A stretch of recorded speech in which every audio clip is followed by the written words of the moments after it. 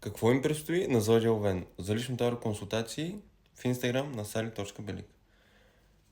А за другите зодии, влезте в моят профил и намерете вашата зодия. Така, за Зодия Овен. Какво им предстои на Зодия Овен?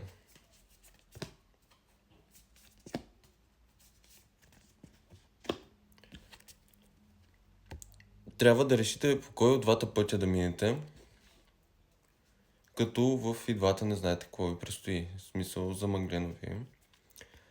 Нещо от миналото, което може да се появи и да ви вкара в един триъгълник или да изберете между двама души. Но въпреки всичко тръгвате по един много хубав път.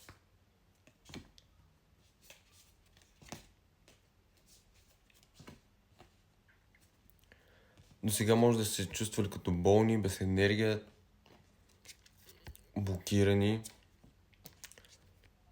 Но с това в енергия ви излизате от мъглата, в която сте били, и идва любов. Или може би тази любов ще ви измъкне оттам. Пътят може да ви се вижда малко гаден. Да, може да ви се вижда малко гаден с трудности.